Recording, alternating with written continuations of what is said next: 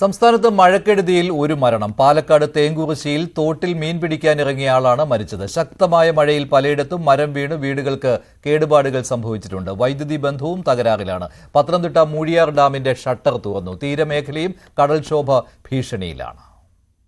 തിരുവനന്തപുരം മലയോര മേഖലയിൽ മഴ വ്യാപക നാശം വരുത്തി. വെങ്ങാനൂരിൽ പഞ്ചായത്ത് കിണർ ഇടിഞ്ഞു താഴ്ന്നു. സമീപത്തെ വാട്ടർ ടാങ്കും അപകടത്തിലാണ്. കാഞ്ഞിരംകുളം കൈവമ്പിള സർവീസ് റോഡ് വെള്ളത്തിലായി. കൊല്ലം പട്ടാഴിയിൽ മരച്ചില്ല വീണ് ഗൃഹനാഥൻ മരിച്ചു. തൊഴിലുറപ്പ് തൊഴിലാളിക്ക് ഗുരുതര പരുക്കേറ്റു. മൈനാഗപ്പള്ളി, പോരുവഴി, പടിഞ്ഞാറേ കല്ലട, ശൂരനാട് എന്നിവിടങ്ങളിൽ വീട് തകർന്നു. ജില്ലയിൽ 2 വീടുകൾ പൂർണ്ണമായും 42 വീടുകൾ ഭാഗികമായും തകർന്നതായാണ് പ്രാഥമിക കണക്ക്. പള്ളിമുക്കയത്തിൽ റോഡിൽ മരം കടപുഴകി. എഴുകോണം ചടയമംഗലത്തും വ്യാപക കൃഷിനാശമുണ്ടായി. കുളത്തൂപ്പുഴ അമ്പലക്കടവ് പാലത്തിനായി നിർമ്മിച്ച തടയണ ഒലിച്ചുപോയി. ആയൂർ അഗമൺ ഭാഗത്ത് MC റോഡിന്റെ വശമിടിഞ്ഞ് തോട്ടിലേക്ക് പതിച്ചു. പത്തനംതിട്ട മൂഴിയാർ ഡാമിന്റെ ഷട്ടർ തുറന്നു. കക്കാട്ടാറിന്റെ തീരത്ത് താമസിക്കുന്നവർ ജാഗ്രത പാലിക്കണം. കോട്ടയം രാമപുരം കൂത്താട്ടുകുളം റോഡിൽ മരം വീണ് ഗതാഗതം തടസ്സപ്പെട്ടു. എറണാകുളം വാരപ്പെട്ടിയിൽ ശക്തമായ കാറ്റിൽ മരം വീണ് വീട് തകർന്നു. ചെമ്പൻകുഴിയിൽ ഓട്ടോറിക്ഷയുടെ മുകളിലേക്ക് മരം വീണ് യാത്രക്കാർക്ക് പരുക്കേറ്റു. ചേലാട്, പഴങ്ങര, നെല്ലിമറ്റം, ചെമ്പൻകുഴി, അയ്യപ്പൻമുടി എന്നിവിടങ്ങളിലും മരങ്ങൾ കടപുഴകി. പിടവൂരിലും കോട്ടപ്പടിയിലും മരം വീണ് വീട് തകർന്നു. ഇടുക്കിയിൽ ദേശീയപാത 85-ലടക്കം മരം കടപുഴകി ഗതാഗതം തടസ്സപ്പെട്ടു. മാങ്കുളത്ത് ബസിന് മുകളിലേക്ക് മരം വീണു. കുരിശുപാറയിൽ മൊബൈൽ നെറ്റ്വർക്ക് കിട്ടാതായിട്ട് ദിവസങ്ങളായി. വെള്ളത്തൂവൽ ശല്യാംപാറയിലും മരം വീണ് വീട് തകർന്നു. വിനോദസഞ്ചാര മേഖലയും നിശ്ചലമാണ്. പാലക്കാട് തേങ്കുറിശ്ശിയിൽ തോട്ടിൽ ഒഴുക്കിൽപ്പെട്ടയാൾ മരിച്ചു. തേങ്കുറിശ്ശി സ്വദേശി രമേശാണ് മരിച്ചത്. മീൻ പിടിക്കാൻ ഇറങ്ങവെയാണ് അപകടം. പയ്യന്നൂരിൽ ബൈക്ക് യാത്രികനുമേൽ ആൽമരം വീണു. യാത്രക്കാരൻ അത്ഭുതകരമായി രക്ഷപ്പെട്ടു. ശക്തമായ മഴയിൽ കാസർകോട് ഉദിനൂർ മുതിരക്കോവലിലെ കുടുംബങ്ങൾ ഒറ്റപ്പെട്ടു. അശാസ്ത്രീയമായ റോഡ് നിർമ്മാണമാണ് വെള്ളക്കെട്ടിന് കാരണം. News desk, news 18. ഇന്ന് 3 ജില്ലകൾക്ക് റെഡ് അലർട്ടാണ്. 8 ജില്ലകളിൽ ഓറഞ്ച് അലർട്ടാണ്. 3 ജില്ലകൾക്ക് യെല്ലോ അലർട്ടും. മെയ് 30 വരെ വിവിധ ജില്ലകളിൽ അതിതീവ്ര മഴയുണ്ടാകുമെന്നാണ് മുന്നറിയിപ്പ്. കനത്ത മഴ ഇന്നും സംസ്ഥാനത്ത് ട്രെയിൻ ഗതാഗതത്തെ സാരമായി ബാധിച്ചിട്ടുണ്ട്. കോഴിക്കോട് ട്രാക്കിലേക്ക് മരം വീണതോടെ തിരുവനന്തപുരം ഭാഗത്തേക്കുള്ള മിക്ക ട്രെയിനുകളും വൈകി. ഖൊരഗ്പൂർ, രപ്തിസാഗർ, അഹില്യനഗരി എക്സ്പ്രസ് ട്രെയിനുകൾ റദ്ദാക്കി. തിരുവനന്തപുരത്തേക്കുള്ള വന്ദേ ഭാരത്, നേത്രാവതി, പരശുറാം, വിവേക് എക്സ്പ്രസ് എന്നിവ വൈകിയാണ് സർവീസ് നടത്തുന്നത്. ട്രെയിനുകൾ മണിക്കൂറുകൾ വൈകിയതോടെ വിവിധ ആവശ്യങ്ങൾക്കായി തലസ്ഥാനത്തെത്തേണ്ട യാത്രക്കാരും വലഞ്ഞു. സംസ്ഥാനത്ത് 9 നദികളിൽ പ്രളയ സാധ്യതാ മുന്നറിയിപ്പ്. മീനച്ചിൽ, കോരപ്പുഴ, അച്ചൻകോവിൽ, മണിമല നദികളിൽ ഓറഞ്ച് അലർട്ടും കാസർഗോഡ്, ഉപ്പള, വയനാട്, കബനി നദികളിൽ യെല്ലോ അലർട്ടും നിലനിൽക്കുന്നുണ്ട്. പുഴയോട് ചേർന്ന് താമസിക്കുന്നവർ ജാഗ്രത പാലിക്കണമെന്ന് സംസ്ഥാന ദുരന്ത നിവാരണ വകുപ്പ് മുന്നറിയിപ്പ് നൽകിയിട്ടുണ്ട്. ഇടുക്കി ഡാമിൽ ജലനിരപ്പ് 2333.62 അടിയായി. 24 മണിക്കൂറിനുള്ളിൽ 3 അടി വെള്ളം ഡാമിലേക്ക് എത്തി. മുല്ലപ്പെരിയാർ അണക്കെട്ടിലെ ജലനിരപ്പ് 118.10 അടിയാണ് ഇപ്പോൾ.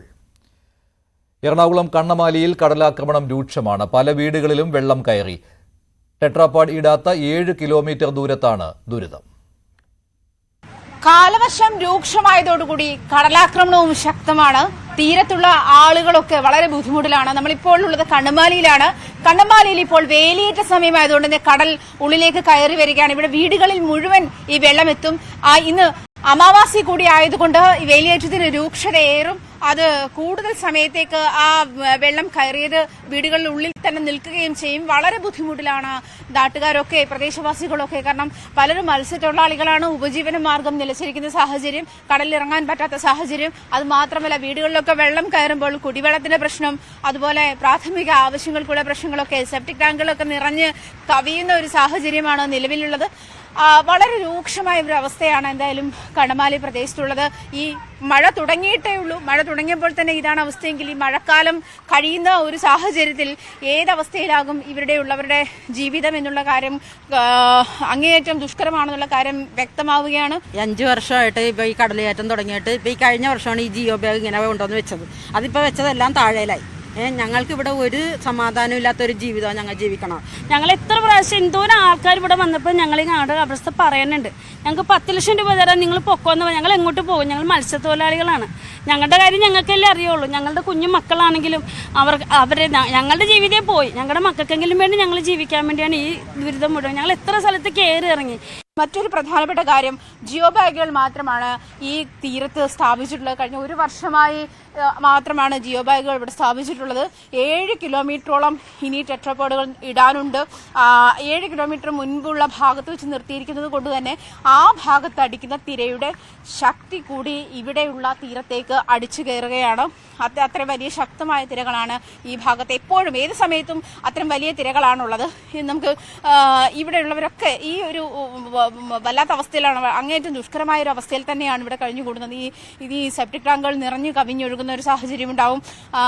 മറ്റ് പ്രാഥമിക ആവശ്യങ്ങൾക്കായി അവർക്ക് മറ്റ് സാഹചര്യങ്ങളെ ആശ്രയിക്കേണ്ടി വരുന്ന ഒരവസ്ഥ, കുടിവെള്ളം ഇല്ലാതെ വരുന്ന അവസ്ഥയാണ്. ഭക്ഷണം പാകം ചെയ്യണം, വീടുകളിലൊക്കെ വെള്ളം കയറുന്ന സാഹചര്യം, കിടന്നുറങ്ങണം, അല്ലെ വീട്ടിൽ വിശ്രമിക്കേണ്ട സാഹചര്യം, അതൊക്കെ ഇല്ലാതാവുന്ന ഒരു സാഹചര്യം കൂടിയാണ് ഇപ്പോൾ നമ്മൾ കണ്ണമാലിയിൽ ഉള്ളത്.